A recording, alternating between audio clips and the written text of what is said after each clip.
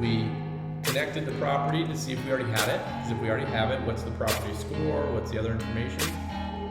I could add additional property if I needed. I pulled the county record data, I skip traced it, I got on the phone with those phone numbers, I started taking my notes in this lead intake section, which will give me a lead score and help me prioritize those properties, those leads. I worked them through contacted and working, which is of course going to track how long it took us, our speed to lead. Nice work. We kept it with 30 minutes, it stayed green. And then I'm converting it, they're ready to set an appointment, I'm converting it forward. So while there's a lot here, we don't want anyone to get overwhelmed with it all, because really the core is getting on the phone, making sure you're capturing that important information, getting them to an appointment and getting that set, right? And that's everything else is ancillary to kind of help and support that process if you need it. Okay, so let me go ahead and convert this one. So we marked it converted here. So I'm updating the status, select converted status. I can also click this button. And from here, it's going to create an account and maybe a contact and an opportunity. You'll notice we have no company for Chuck, right? Maybe it should have been, what was his like total, what did he like, Total Gym or something he did commercials for a long time. So we have a person account because we assume we're working with a consumer, right? With a person. And so it's going to create an account and contact together. If we had a company here, it would create an account and contact separately. And then also it's going to look up for any matches over here, right? So we're going to let it create Chuck as a person account. It'll also create the opportunity. Don't worry, you don't have to do anything. You don't have to change the name. That's all happens automatically. If you want the opportunity owner to be someone different, you can assign that there, or you can assign it later, no big deal. So we're going to convert Chuck into an opportunity. And right now what it's going to do is going to move our activities, our tasks, our events, all of our communication records. It's going to move our property, and all the data that we have from the lead is going to move over to the opportunity record.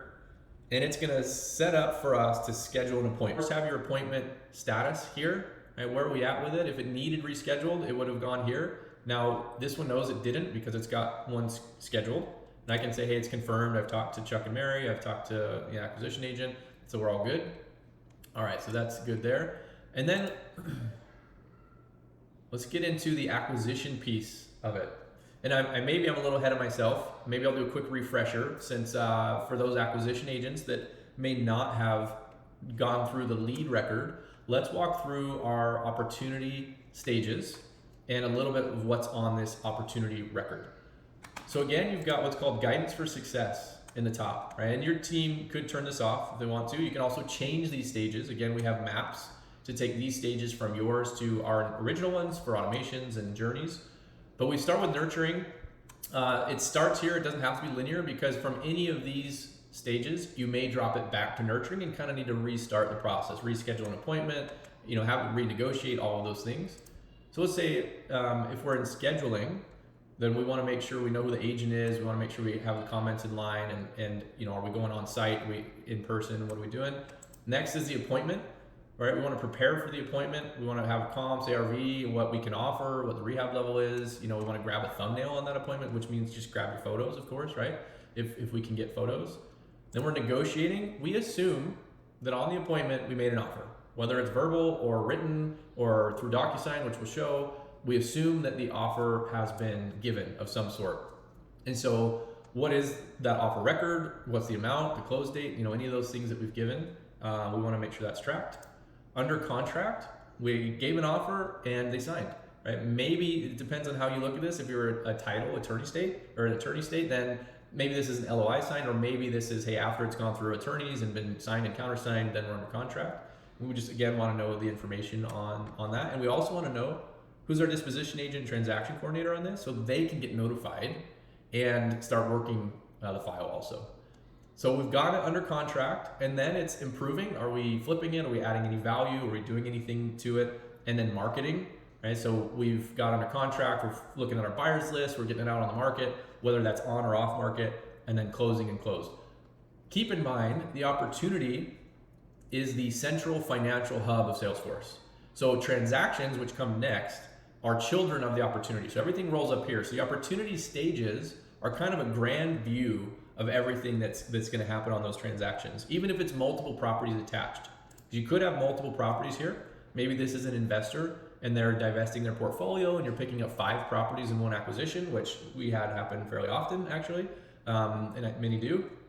And if you're acquiring all those under one contract, you can have all those properties here. I can do all the underwriting for all of them, combine it together, have my totals, and then this stages here would be kind of the grand for all of those properties where we at with them. And so it would, all the financials would roll up, and so all of my forecasting and my pipeline management would look at all of those properties and all of the finances. And so then we would close it, right? So marketing, I'm marketing my properties. Maybe I'm flipping one, I'm wholesaling another, I'm keeping one for rental, whatever I may be doing with those. And I'm closing on the final properties, and then closed. We typically market closed one once all of those properties are kind of wrapped up, right? I've sold them all. That way I know that revenue really was earned, and then it's finalized. Right? And that can go to closed one. Let's go marketing. You got a few fields here. Closing, of course, want to know the buyer and dispo information, and then closed. And this can be closed won or closed lost. And so ideally one, right? Of course. But if it is closed lost, then I want to give a reason why. Why did we lose it? Did we cancel it for some reason? Was there no decision or response? No budget? Did a competitor win over us? So want to track that. Also, those are fully customizable. So you can set those to whatever you'd like them to be, whatever those loss reasons are. So here's your stage. So let's say we're in the appointment stage, which is kind of the active stage, right? We've already finished scheduling. Now we're prepping for the appointment or going on the appointment. So we're going to give that as our active stage. The highlights panel here, I can follow this record so that my chatter feed fills up with anything that happens on this record. Of course, I can put in edit mode, delete it, clone it. I can change the record type here also. So if I'm working an REI lead and I realize it's just not going to work, I need to go retail, right? Like I went on the appointment and the numbers don't jive, but they're okay with us listing it for them, or working with JV with the realtor partner to list it. I can change this record type to retail seller and continue forward as if it's retail, and I can attach a realtor, an outside realtor, and the referral fees and all that stuff can go with it. I can change the owner, again, same as on the lead. I can change from here, or I can change from here. If I hit change owner, you'll notice the same thing. I can select who I want to change it to. Now this one, keep opportunity team. If you want to keep the previous owner on the op so they can keep editing it or modifying it, and you want to keep their team instead of maybe my default team, then check those boxes. And then if you want to send a notification email that it's been transferred, not usually necessary, but you can. Same thing here. And then again, clone with related. So this will clone the record, but also all the related records tied to it. And then action plans. Again, action plans usually trigger automatically, so most of the time you won't have to create those manually. All right, the select active property box, we covered this on the lead, but just to review it again for opportunities, I can jump to Zillow if I want to see this property, a little bit of information as I'm comping it out. I see $820 for this estimate, $4,000 for the rent.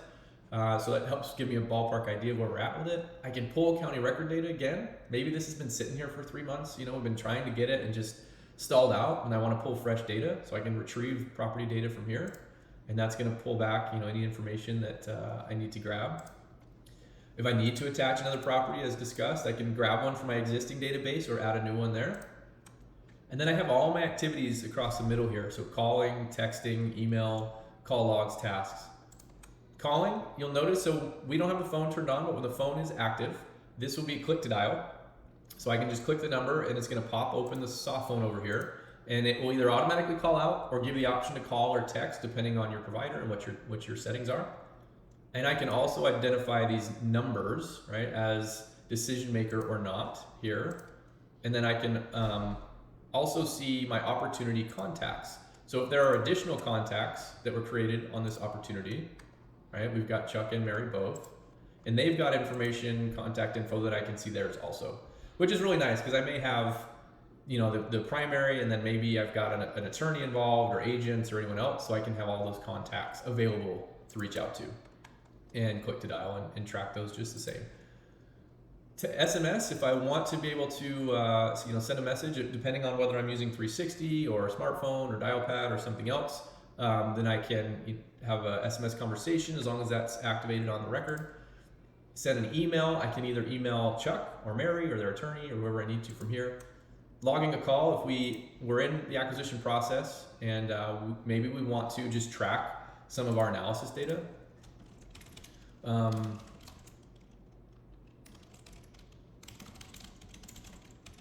In the neighborhood. Now this is not necessarily where you would have to track this. You could, be good if I spelled that right, huh?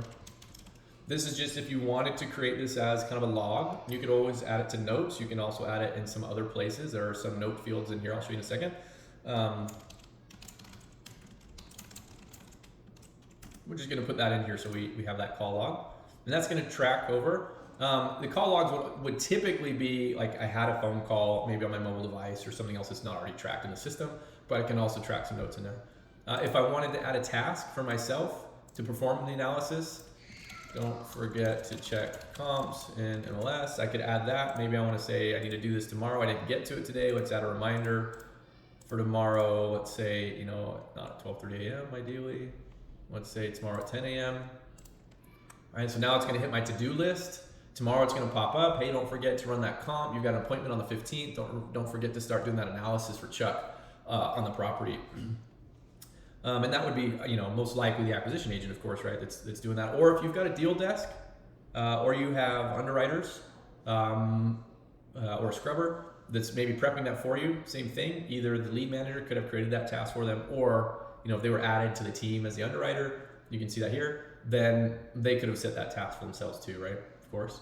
If I need to reschedule an event, we covered that. We looked at notes. If I want to add to or edit a note, I can just, you know, jump in on one of these, edit, and I've got that available there. I'm also going to have notes here, right? So you will see those notes here as well that I can modify. And then any files. Now at this point, the acquisition agent, maybe if they're on the appointment, they can do this from their mobile phone or a tablet, or they can come back and put them in here. But they could upload a cover photo. Let's go ahead and throw one in here. Right, they went on the appointment, they uploaded a photo, and let's go ahead and grab, we'll wait, we'll just say we got that, that's all we got for now, right? We got that cover photo. And we'll see here again as before, we can see now we've got a photo that was added, analysis, a future appointment, and a task to perform the analysis on the property before that appointment.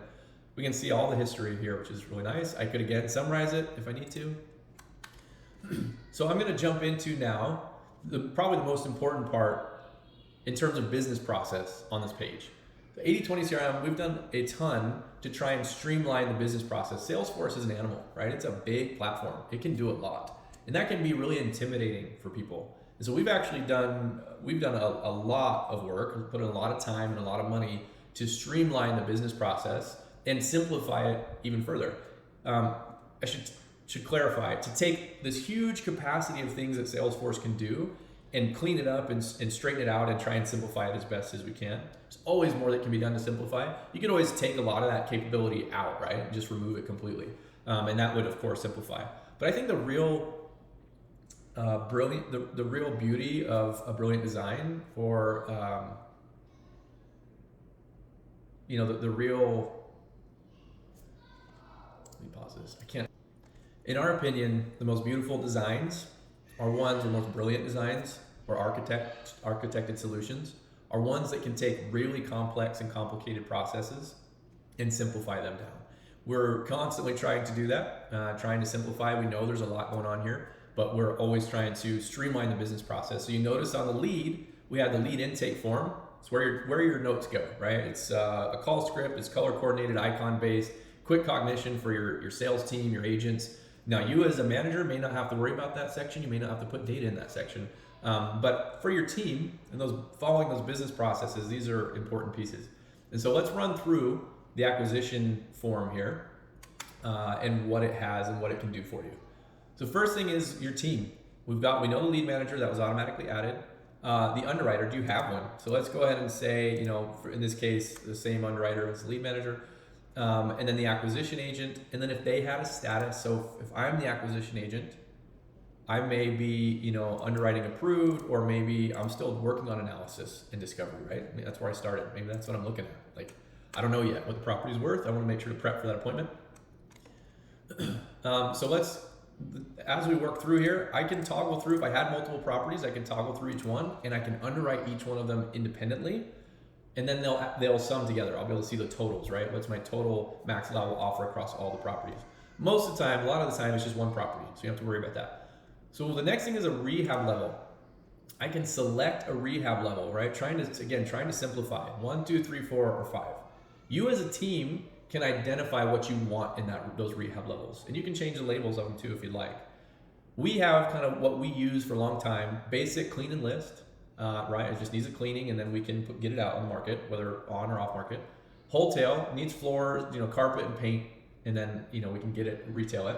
Interior, kind of a standard average renovation: kitchen fixtures, basin trim, floors, drywall repair, paint. Right, your basics that you're going to run through.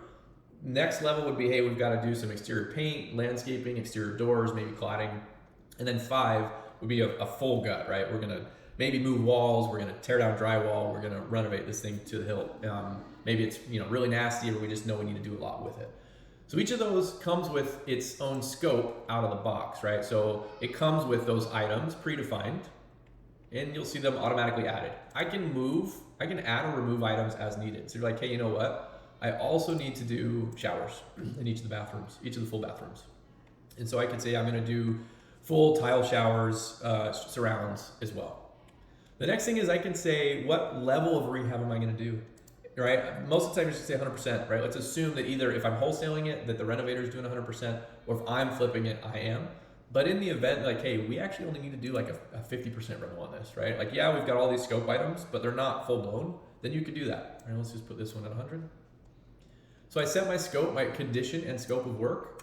Now there's really 3 main fields here that I want to pay attention to. The first one is the calculator. What calculator do I want to use? This is your financial inputs, your cost schedule. What does paint cost? What does your floors cost? What is basin trim? What are your cabinets per linear foot, right? What are your countertops per square foot? Those sorts of things. And it'll take all of those inputs and it will create your potential exit strategies for you. So we've set that rehab level here, and we have the scope items included. We've also now selected a calculator that has our inputs that we're interested in. And we also need our ARV. Super important value, of course, is our ARV. And now in this case, let's just say we want to go back and look at the comps for this property, and we want to grab an ARV from here. So we can look at these comps and we can drop some off if we feel like they shouldn't be included. I'm going to just click update comps here. I'm going to create a comp record from what we have, right? If I wanted to drop one off, I could say, you know what, I don't like this one, it's in a different neighborhood, so let's just drop that one off, right? And then I could update that again and it will clean that up.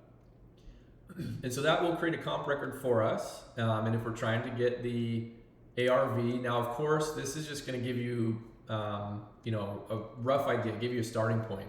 When you're really trying to find ARV, it's important, you need to know, was it the comps you're using, were they recently flipped, what's the status of them, what's the inside look like, and so you may be using MLS or another data source to look at those images and just make sure they're good comps for that. But let's say we grab that there, and we'll just put an ARV, we'll say an after repair value of $1 million on this one. So I've got my condition and scope, I've got my calculator, my financial inputs, my preferred exit strategy or deal or dispo type, right? I'm going to try and wholesale this first, and maybe that's novation, maybe that's a flip, maybe that's something else, but I'm going to start with wholesale, and I'm going to say the rent on this one we saw, was $4,000. We'll up it a little bit, maybe we can do a little bit more with that, and I'm going to run the calculator.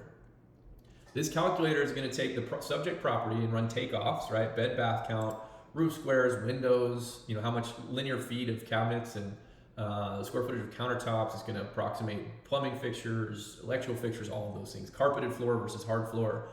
And it's going to take my scope, right, that I gave it, and my inputs of the calculator cost schedule, wholesale exit strategy, and my ARV, and it's going to populate a preferred acquisition amount, so max allowable offer right here, my estimated rehab costs, holding, closing costs, your total estimated cost, and I'll talk about the difference of that in a second, and then your estimated gross profit.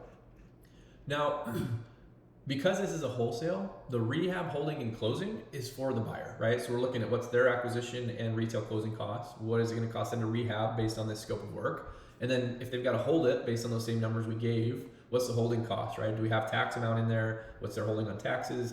What's their holding cost on capital? Interest fees, etc. If I don't like one of those numbers, I'm like, it's just not quite right, I can override that guy. Say, you know what, let me recalculate my exit strategies with a $75,000 renovation. If my calculator was using a different rule, right? And maybe I was using a price per foot, like $30 per foot or $40 per foot, right? I may have gotten something different, but just so keep that in mind. Here we can see we're using the 70% ARV rule. That's from the calculator, so it's letting us know, hey, by the way, you are using an ARV rule for MAO. That's where this is coming from. But now we can see our profit would have adjusted a little bit, which it did, and our estimated rehab, now that we updated that, and our MAO changed, based on that 70% rule that we're using this time. The next cool thing is I can actually look at all my exit strategies. So now I've got this table here, right? Show table. I can see rehab, hold, close, max level offer, cost, sale, suggested sale price, profit margin, cap rate, and expected turn days for wholesale and for each of those exit strategies. Maybe it's a wholesale, and I'm gonna have a little bit more cost, of course, right? I'm gonna have because I'm taking it down, I'm gonna have my acquisition cost, I'm gonna have my portion of the renovation, my closing costs on the sale as well, the retail side, and so that's where those costs are coming from. If it's a wholesale, if you actually select wholesale here, you'll see and recalculate that, you'll see your estimated wholesale costs, rehab and holding costs. So that's available if you need it. Then the flip calculator, right? If this is just a true flip, I'm gonna have the full renovation, holding, closing costs, all mine. And so that's showing there what my exit price is, but here I can see my profit margin on that guy in turn days, right? So yes, I've got a little bit more exposure, but I've got more profit opportunity based on this MAO and this ARV. Next is rental. As mentioned in the calculators, we're gonna try and peg that cap rate that you're interested in. And so if I wanna keep this as my own rental, and I wanna get at least six cap, then you can see, hey, I can only offer 420 on this guy. Here's what my rehab, holding, and closing are gonna be to get it to, to that 6% cap rate at, of course, the $4,200 a month that I'm gonna get. Now this is going to assume a 35 to 40% cost. So your net operating income is gonna be about 60 to 65% of your gross income, right? So it's assuming there's maybe some management fees, some vacancy, gotta assume there's some vacancies in there. It's gonna assume you got some taxes or HOA fees. It's gonna assume some repairs or maintenance fees, right? So kind of a standard number there is that 30 to 40% is a pretty good ballpark on your expense for that rental. So that's what it is, making that assumption.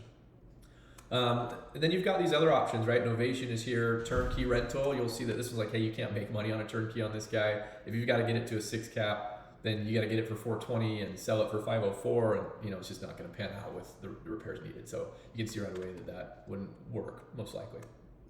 So that's the calculation table available to you, right? I can hide that. And so now I've got my rehab, holding, closing for the buyer, in this case, my total cost.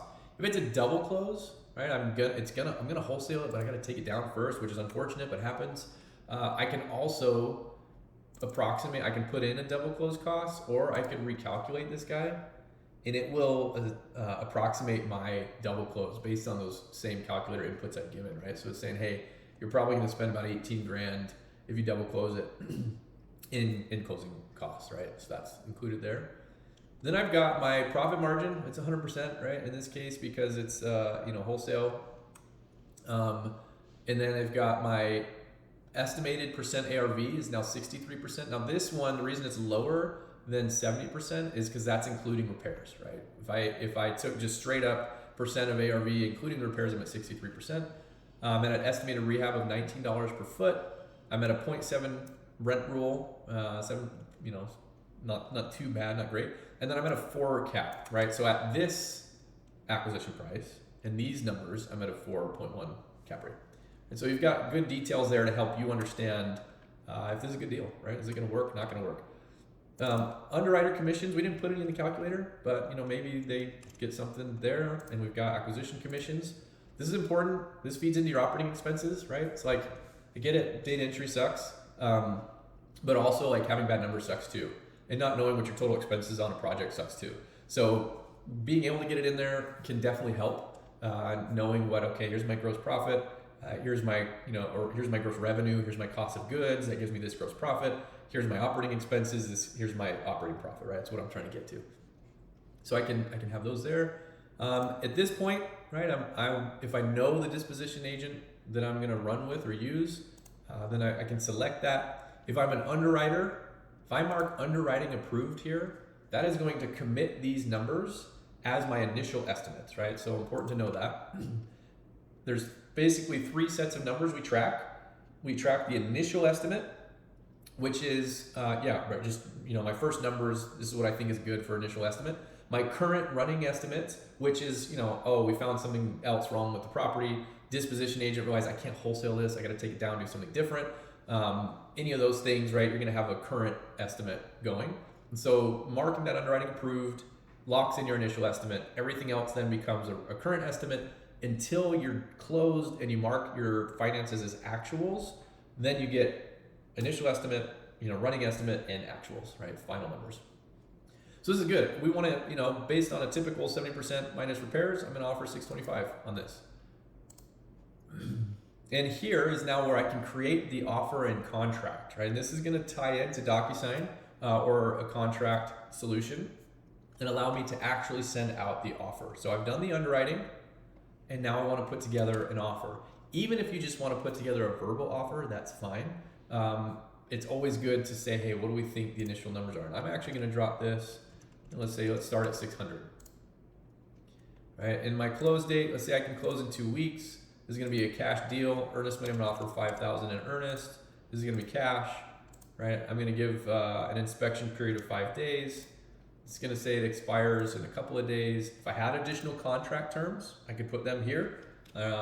Something conveys with the property, or buyer is a real estate agent in the state of Arizona, right? So maybe that's just something you want to, a disclaimer you want to put in there. The next one, or disclosure, if I have additional contingencies that I know this is going to be dependent on, I can add them. Don't have to, but I could, right? Hey, I know we need an environmental inspection. I saw a tank out there. I got to make sure there's, everything's kosher. Or maybe I need to do a septic inspection or well inspection. Those are available. And then disclosures. Do I need to disclose that I'm, affiliated with a real estate brokerage? Do I need to disclose or receive a disclosure of lead-based paint or post-possession agreement?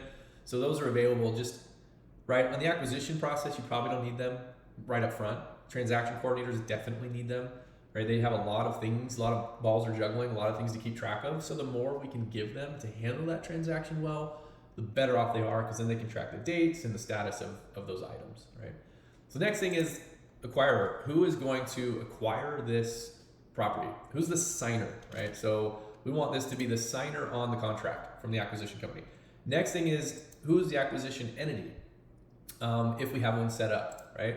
And I am going to show you how, if you don't have them in here, how easy it is to add a new entity. And once they're there, you can keep using them, right? It's just a one-time deal. Same thing for a contact, for that matter. Maybe I'll go ahead and show a contact too. If we need to add a contact in here, an acquirer or anything else, I can click new contact. If this is a person account, now reminder, a person account is someone that's not affiliated with a business. It's a consumer usually. It's someone that's, or it's just an individual running a business. They're the only one. You just want the account and contact together. Then I could create that automatically as a person account. I could put the contact information in here. Right, I'm real creative here, obviously. And then I'm gonna put in, if I want their title, email, mobile phone, right? Anything I want there, I can add. If I know any contact information, method or time or personality. But important is this contact type is really crucial. Because we need, are they a seller, are they a buyer? They could be multiple of them, right? And so if you're adding a contact or an account, we always wanna know the contact and account type. Think of it like a record type, right? But it allows you to have multiple at once, because so many people wear multiple hats. They could be a lender, but also a wholesaler, right? And a title company, like they could be any number of things. And so we want to make sure we keep that straight. In this case, it's probably internal, signer, someone part of the crew here. I'm not going to create a person account in this case. I'm actually going to create an account for this one, or I'm going to select an account. So we're going to add acquisition signer 2 to acquisition account that's already been created. It's a company, a business. And now we have these, contacts associated with it. All right, great. So let's save that. And now I can use acquisition signer 2. Same thing for entity. If I need to create a new entity, super easy. Second, maybe we've got, often you've got 10 acquisition brands, right? You hedge your risk there a little bit. You have multiple LLCs set up for different properties, maybe different asset classes or types. So pretty common. So we're just gonna say, hey, this is acquisition company 2. We're gonna give it a primary contact and entity type. That's really all you need. You may be asking, well, why am I creating entities if we've got accounts already in contacts? Accounts are meant to be a business, an active business that you're dealing with or own or use. A business or a company could have dozens of entities that it operates under, right? So who's the parent business? That's kind of the account. What are all the entities that could even just be shells? They could be, basically nothing that they might buy or sign under. So it's a way of keeping distinction between the actual business and its employees and, different entities that business may use or operate under. So it allows you to have multiple entities, right? Super, super common setup. All right, acquisition company 2. Great, we got it there. If the seller was signed by Chuck, but he was selling under total Jim 90, whatever, then you could add an entity for him too. The important piece here, the reason why I'm kind of spending so much time on it, is that this will all merge to your contracts. This will all merge over to DocuSign or Dropbox Sign, whatever you're using. And so having the entity is important because that's actually the name that goes on the contract, of course. But then having the signer is also important, like who's the person that's actually going to sign or approve this. The acquisition title agent, I think I've got someone Tammy title, great. If you have your own acquisition title, and it could be an attorney, right? Title agent or attorney would be fine. If you were using a lender, and then if you know the transaction coordinator, right? If we know this is going to go through Shadab and he's going to handle the transactions, it's great. Shadab will get added to the team, get a notification when it goes under contract, right away be able to start working with title and attorney, escrow accounts, HOA, getting disclosures, contingencies taken care of. All of those things can happen, but it's important that we know who that person is, right? Who that transaction coordinator is. That can be defaulted, by the way. Through a flow, you can default the transaction coordinator, or through opportunity teams, you could also default your opportunity team. And we'll cover opportunity teams in just 1 second. So I am going to create this offer, right? I just put in this, I spent like 5 to 10 minutes talking about it. It'll take you 30 seconds to create it, right? And put it in, nothing flat. So let's create it. It is going to create an offer record, and that is going to be available for DocuSign to send with DocuSign or your contract solution. If I'm not using one, maybe I put in this data. I can also update the status here. If I change it from new to pending or anything else, it's going to assume that offer was sent on that date, right? So if I go pending, it's going to change the offer date here to today. If I go accepted, it's going to change both the offer date and the accepted date to today. Of course, if you're using a contract solution like DocuSign, it will automatically update that status for you. So once you send out the offer, once it comes back completed, fully completed and executed, it will update that status. Once it gets sent out, it will update it to pending, so you know when it was sent out. Once it gets accepted or comes back in, it will update it to accepted and mark that date as well. And then of course, declined, voided, canceled, those are also tracked, and it will update those too. Okay, so we've got this offer created. Maybe I'm on the appointment. I could have done this on the appointment. So this is mobile friendly from a phone or a tablet. I could have put in the condition, scope of work, like, hey, I walked through it. These are the things that I see we need. I could have updated the underwriting, right on the fly, put together a quick offer, some basic details, and then I could have them sign in person, or I could send them an email to sign it. Or if I'm using paper copy, hard copy, that's fine too. So I'm going to e-sign in person, or paper copy, all of that works just fine. So let's look now, let's jump to 2 things. Let's look at the opportunity team, and then let's look at DocuSign and sending contracts out with DocuSign. So jumping to the opportunity team, the reason the opportunity team is important is because you almost always have multiple players running at the same time. You got a lead manager working on getting the lead qualified, maybe rescheduling appointments. You got an acquisition agent and or underwriter working on underwriting the deal at the same time. You've got maybe a disposition agent starting to get feelers out there for potential buyers up front ahead of time. Transaction coordinators are working the process from acquisition through disposition along the time that everyone else is working. And so having that team is important. They get notifications, they get emails, right? They're attached, they have edit, read, write access to the record. Most of the time, the opportunity team will be created automatically. Most of the time when a lead manager gets added or acquisition agent through the normal flow or process, we have automations to add them over here. What you see has already been done, right? I didn't add any team members manually. I just went through the normal process of setting the appointment, working through the acquisition flow, adding people in where they need to go, and they'll be there. Alternatively, you can have a default team. So anyone that creates an opportunity or becomes the opportunity owner can have their own team. So they could have their own transaction coordinator, disposition agent, underwriters, whatever. Even if that's just like kind of the starting default team, no problem. They'll automatically get added when the opportunity gets created, which is efficient. If I need to manually add a team member, I can do that here. And I think I might have everybody on here, but let's just say I want to add, a sales manager. And because I want to make sure they get notifications, right? I'm going to say read write only.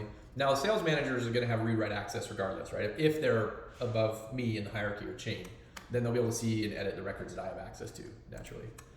But if there's someone else in a different team, I can add them in here.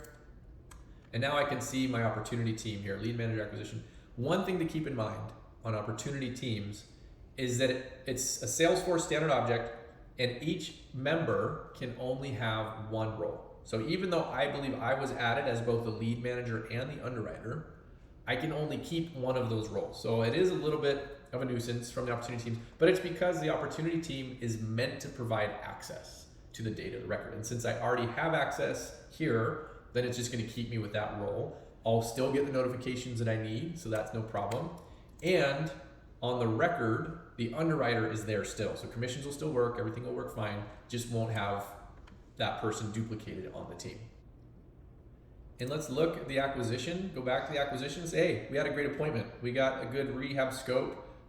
We understand our numbers. We're right on the money with our numbers. We put our offer details together here. And now I want to send this offer.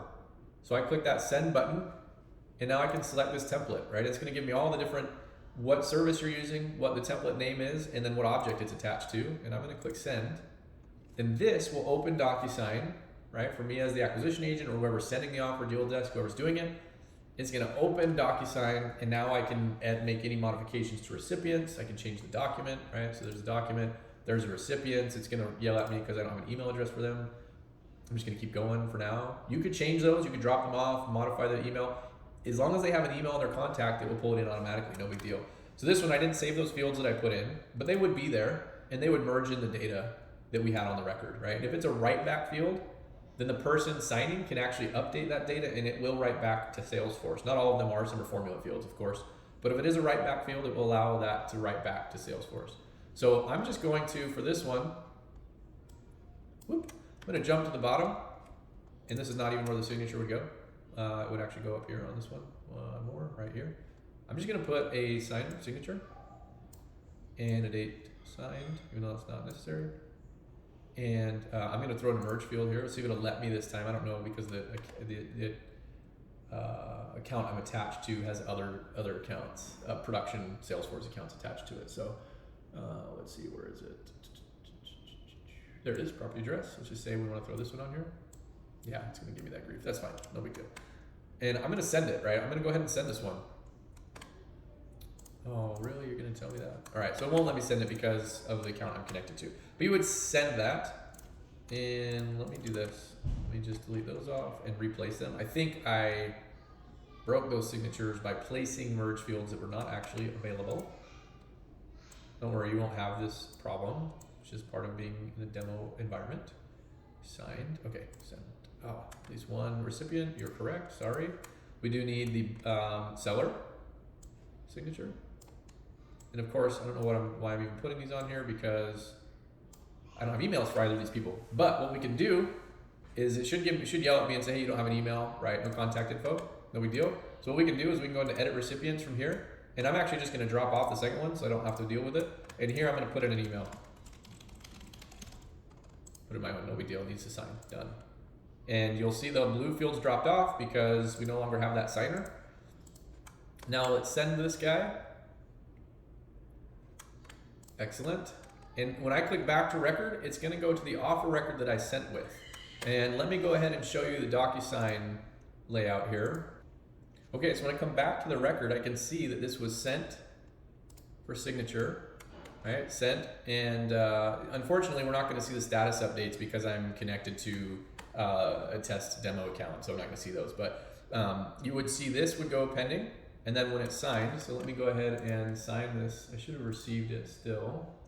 Let me see if I did. Maybe I didn't again because it's a demo account. I don't think I did. This will go green and show signed, and then this will update to, let's go ahead and update it, accepted. Sweet.